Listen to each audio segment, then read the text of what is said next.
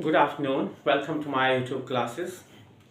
My dear students, I am here again with some important tips of grammar that will prove to be my best effort for you if you are attentively understanding all that I am taking. But before I proceed, I would like to request you to subscribe to my channel and press the bell icon so that you can get the regular notifications of whatever I am going to give you.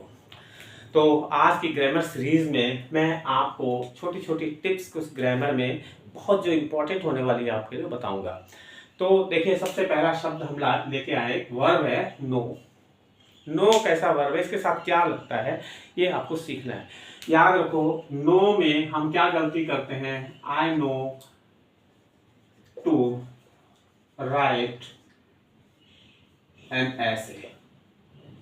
हमने एक sentence बनाया, I know to write an essay, right. तो ये गलत है। क्यों गलत है? क्योंकि इंग्लिश का रूल है, नो के साथ हम हमेशा क्या लिखेंगे, नो के साथ हमेशा हाउ का इस्तेमाल होता है। किसका इस्तेमाल होता है? हाउ का। या टाइम वाइम से रिलेटेड है तो व्हेन का इस्तेमाल होता है, राइट। तो मैनर के रूप में हम नो का इस्तेमाल करते हैं और हमेशा हाउ टू का इसमें इस्तेमाल करें। तो हम कैसे सेंटेंस बनाएंगे, I know how to write an essay. बन गया सेंटेंस। दूसरा सेंटेंस बना सकते हैं, I know how to ride a bicycle. I think got it. समझदार को समझने के लिए इतना ही बहुत है। तो याद रखना है, नो का जब इस्तेमाल करेंगे तो उसमें आप क्या करेंगे, हाउ का इस्तेमाल जरूर करेंगे। अगर आपने टू के इस्तेमाल करके सेंटेंस बनाया तो that will be absolutely wrong and that's going to take you nowhere. So no के बाद हम अब आते हैं दूसरी टिप पे, राइट। इफ और वेदर। इफ और वेदर आप लोग हमेशा यूज करते हैं। इफ और वेदर का इस्तेमाल इंटरोगेटिव में किया जाता है, क्वेश्चन वाले सेंटेंसेस में हम करते हैं। जैसे हम डायरेक्ट क्वेश्चन जो हेल्पिंग वर्ब से बनते हैं, जैसे do you eat food, do you belong to this category, are you working hard, will you please come here. ये जो क्वेश्चन हम बना रहे हैं हेल्पिंग वर्ब से बन रहे हैं। तो जब इनको रिपोर्ट किया जाएगा, कोई दूसरा आदमी इस क्वेश्चन को वैसे ही किसी और से कहेगा, मतलब रिपोर्ट करेगा, जैसे इनडायरेक्ट नरेशन में करते हैं, तो इनकी जगह पे हम इफ का इस्तेमाल करते हैं एक, और वेदर का इस्तेमाल भी करते हैं। बताया तो यही जाता है ना ग्रामर में, या तो इफ का इस्तेमाल कर लो या वेदर का कर लो, कुछ भी कर लो। अब ये जहां पे हम बोलते हैं कुछ भी कर लो, ये दिक्कत वाली बात हो जाती है। ऐसा नहीं है, कुछ भी कर लो। याद रखो, इफ तो करेंगे ही, लेकिन वेदर कहां करेंगे, इफ करेंगे अगर सेंस कंडीशन का है। आपने हमेशा सेंस पकड़ना है। सेंस में अगर कंडीशन है तो आप इफ का इस्तेमाल करेंगे, और सेंस में अगर आपको चॉइस लगती है, चॉइस दो के बीच में, तो आप वेदर का इस्तेमाल करेंगे। आई थिंक गॉट इट। चलिए इसको समझते हैं। जैसे he asked me if I would do that work. उसने मेरे से पूछा क्या मैं वो काम करूंगा। यहाँ पे सिंपल है, कोई कंडीशन भी नहीं है, सीधा क्वेश्चन पूछा। अगर कंडीशन है तब तो इफ लगता ही है, कंडीशनल सेंटेंसेस में इफ जरूर आता है। तो यहाँ पे सिंपल है, कोई चॉइस नहीं है, तो हमने इफ का इस्तेमाल किया। अब एक चॉइस का बना देते हैं। I asked him whether he would take tea और कॉफी। मैंने उसको पूछा चाय लेगा या कॉफी लेगा। अब आप यहाँ पे देखिए, यहाँ पे चॉइस आ गई, टी और कॉफी के बीच में चॉइस आ गई है। तो जो चीज चॉइस बताती है, जहां पे दो चीजों के बीच में चॉइस होती है, तो वहां पे आप हमेशा वेदर का इस्तेमाल करेंगे। तो सिंपल या जनरल सेंस में या कंडीशनल सेंस में इफ आएगा, और चॉइस के सेंस में हमेशा वेदर आएगा। I think you got it. चलिए, ये भी आपने समझ लिया तो बहुत अच्छी बात है। अब तीसरे पे हम आ रहे हैं, टू इंफिनिटिव्स पे। टू इंफिनिटिव्स, टू, ये है टू। टू को never split it, never split to infinitive. जैसे टू इंफिनिटिव वाले वर्ब्स में बता रहा हूं, जैसे हम बोलते हैं to go, to eat, to worship, to fight, ये टू लगता है इनके आगे। तो याद रखना ये एक प्रकार का ऐसा कॉम्बिनेशन है, इसको हम हटा नहीं सकते, हटा दिया तो उसकी आत्मा मर जाएगी, सेंटेंस की खत्म हो जाएगा। तो इसको कभी इससे हटाओ मत। जैसे कि अब एक सेंटेंस हम बनाते हैं, I requested him to kindly do this task. कैसे लगाए? I requested him to kindly do this task। अब आप देखेंगे गलती बहुत जगह मिलती है। आपने क्या देखा? टू काइंडली कोई वर्ब नहीं है, टू डू होता है वर्ब, लेकिन टू डू के बीच में हमने ये पहाड़ खड़ा कर दिया, तो ये गलत हो जाएगा, ये दुश्मनी हो जाएगी, दीवार खड़ी नहीं करनी, ये पाप लग जाएगा नहीं तो आपको। तो टू इंफिनिटी जो है इसको स्प्लिट मत करो। जैसे बोलते हैं ना नाग नागिन का जोड़ा है तो उसको हटाना मत कभी। तो टू को अगर वो किसी वर्ब के साथ है तो उसको कभी स्प्लिट मत करो, उसके बीच में कुछ मत लगाओ, नहीं तो सेंटेंस गलत हो जाएगा। तो हमेशा आएगा, क्या आएगा? I requested him, I, pen थोड़ा सा सही इंक नहीं दे रहा है, आई रिक्वेस्टेड हिम काइंडली, तो kindly to do this task, ऐसे आएगा। You are requested kindly to do this work। kindly to नहीं आएगा, कि to kindly आएगा। देखो you are requested, हम again you are requested to kindly eat this food। तो यहाँ पे टू काइंडली ईट आ गया ना, ये भी गलत हो जाएगा, काइंडली पहले आ जाएगा। तो काइंडली टू ईट हम क्या बनाएंगे इसका? काइंडली टू ईट, ईट के साथ ही टू रहेगा। तो यहाँ पे आपने सीखा टू इंफिनिटिव को कभी किसी भी एडजेक्टिव से या किसी भी एडवर्ब को बीच में रखकर अलग नहीं किया जा सकता, नहीं तो पूरा सेंटेंस गलत हो जाएगा।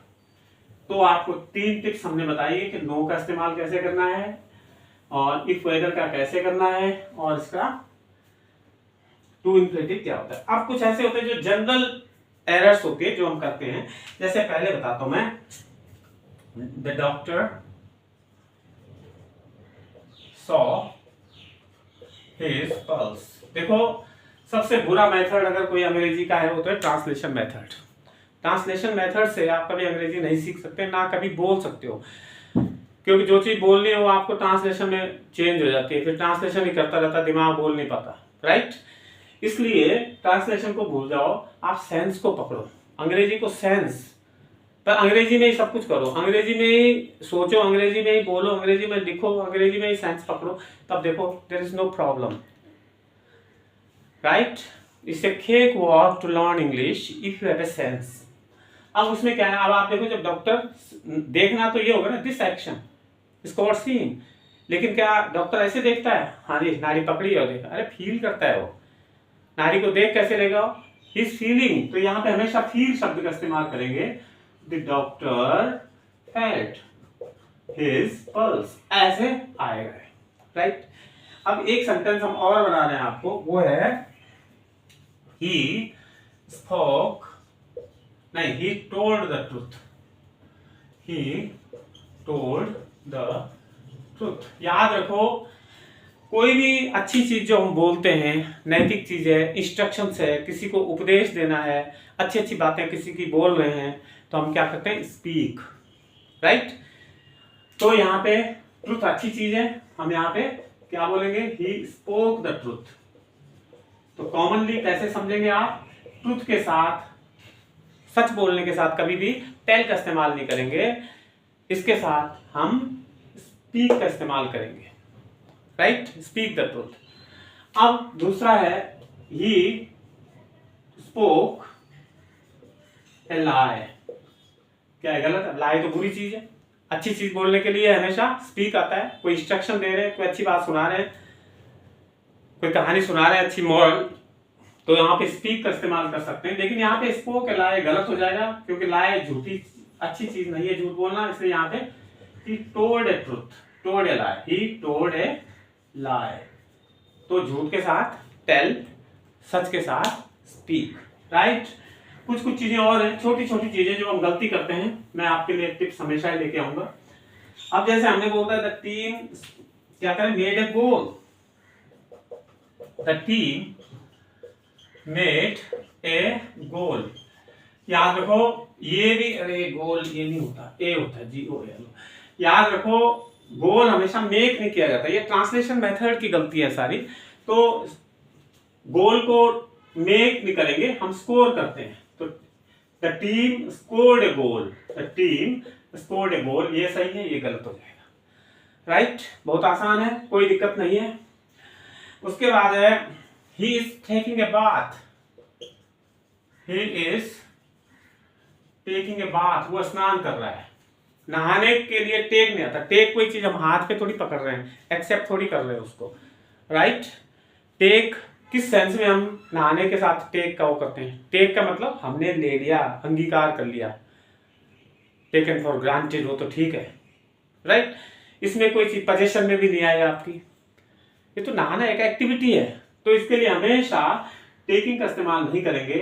He is having a bath, याद रखना नहाने के लिए आप हैविंग का इस्तेमाल करें। I am having a bath, do you have a bath, आप नहाते हैं, तो ये आपने समझना है, यही इसका रूल है, राइट। ये अमेरिकनिज्म, कुछ कुछ अंग्रेजी हमारी खराब कर रही है, ये सारी चीजें जो है।